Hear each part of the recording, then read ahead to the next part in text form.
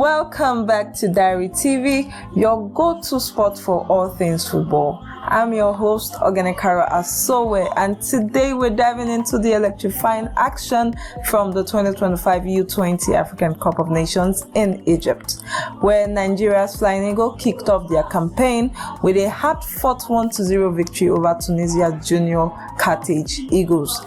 This match, played on May 1st at the iconic 30th June Stadium in Cairo, was a gritty battle that showcased moments of brilliance, resilience, and areas for improvement.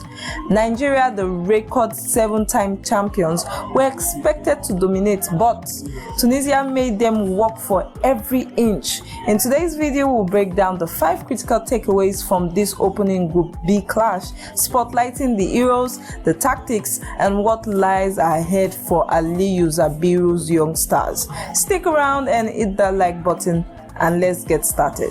Thursday, May 1st, 2025, the Flying Eagles faced Tunisia in a match that set the tone for their quest for an unprecedented 8th U20 AFCON title. Nigeria entered as favourite, fresh off a confidence-boosting 2-1 friendly win over the host of the game, Egypt, just days earlier. But Tunisia's, despite being late replacement in the tournament over Côte d'Ivoire, there were no pushovers. The junior Carthage Eagles brought intensity and tactical discipline, making this a true test for Nigerians' young talent. The game-defining moment came in the 38th minutes, where Aqua United Ibrahim Auwal, nicknamed Germany, delivered a clinical finishing to Nigeria's lead to 1-0. Despite chances to extend their advantage, including a VAR-overturned penalty in the 17th minute, the Flying Eagles held firm to secure that 3 points and a clean sheet. It wasn't a perfect performance, but it was a vital start in a tough Group B that also includes Morocco and Kenya. So let's dive into those 5 key takeaways that shaped this victory. First up, let's talk about the man of the moment, Ibrahim Auwal. In a match that often feels cagey with both teams struggling to find rhythm, Auwal produced a spark of pure brilliance. His 38th-minute goal wasn't just the game changer, it was a masterclass in composure under pressure. Set up by an inch-perfect pass from Sporting Lagos left-back Odinaka Okoro, Auwal took a touch, steadied himself, and slotted the ball past Tunisia's goalkeeper, Thomas Zagoui. The kind of finish that you expect from a seasoned pro, and not from a 19-year-old in his U20 AFCON debut. Auwal, who has earned his Germany nickname for his crisp passing and work rate, show why he is a cornerstone in this Flying Eagles midfield. His ability to read the game and deliver in clutch moments give Coach Aliyu a reliable weapon. As Nigeria prepares for tougher challenge, his flair could be the key to unlocking stubborn defense. What do you think about his performances? Drop your thoughts in the comment below. And meanwhile, Auwal goal will dominate the spotlight reels, yes, but let's give a massive shout out to Nigeria's goalkeeper, Ebenezer Harcourt. The Sporting Lagos shotstopper was an absolute war between the posts, ensuring that Nigeria walked away with a clean sheet. In the second half, where Tunisia's ramp up the pressure, Harcourt made 2 jaw-dropping reflex saves from close-range efforts that could have leveled the score. One moment in particular that stood out, with just 3 moments left. Tunisia's forward Ben Ali found a space inside the box and unleashed a low drive, but Harcourt's fast lightning reaction smothered the shot, preserving Nigeria's lead. At just 19, he displays maturity and command that belies his age, reading the game like a veteran and organizing his defense with authority. His performances are a reminder that goalkeeping can just be as decisive as goal scoring. With Morocco's pack up next, Harcourt's safe hands will be crucial. Who else was improved by his heroic? Let me know in the comments. Next, let's talk about Nigeria's backline, which stood tall in this game. The defensive unit of Amadu Magari, Emmanuel Chukwu, Odinaka Okoro, and Captain Daniel Bameyi. It was compact, it was disciplined, it was relentless. They communicated effectively, made timely interception, and limited their opponents to have chances for most of the match. Bameyi in particular was a rock, even picking up a late booking for a robust challenge near his goal area.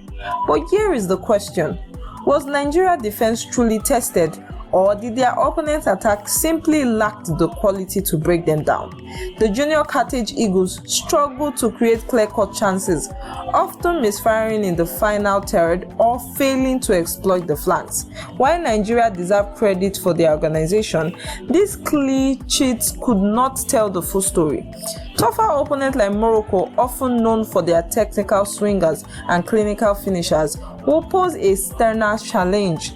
For now though, the Flying Eagles can take confidence in their defensive solidity. What's your take on the backline? Let me hear your thoughts. Despite controlling possession and creating several promising moments, Nigeria's attack left fans wanting more. The Flying Eagles show pace and directness through wingers like Clinton Jafta and striker Parobo Areri, but their final third execution was often lacking. They missed a lot of chances, overhit crosses, and made poor decisions, and squandered multiple chances to kill off the game. A controversial moment came in the 70th minute where substitute Mendo's Rickson appeared to be foul in the box, only for VAR to overturn the penalty call. While this decision sparked debate, it couldn't mask that Nigeria was wasteful with the chances that they got. And with Morocco's defense likely to be less forgiving, Zabiru needs to drill his front men to sharpen their finishing and fine-tune their link-up play. The potential is there, but the polish needs to come fast. So, do you think Nigeria's attack could step up against stronger opposition? We'll be expecting their next game soon, and we need to hear your prediction. Finally, let's address a concerning thread from the final 20 minutes: Nigeria's midfield turnover. The game was on, and the Flying Eagles grew compact, coughing off possessions with sloppy passes and even losing their shapes.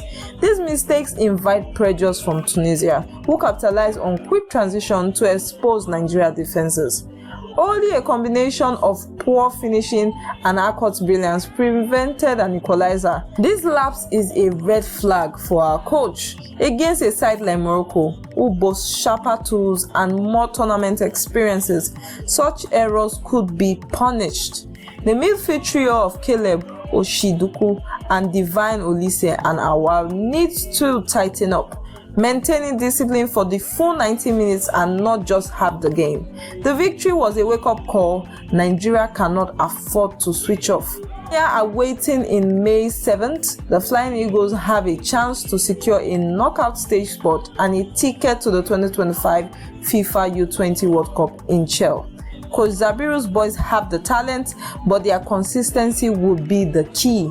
So what's next for the Flying Eagles?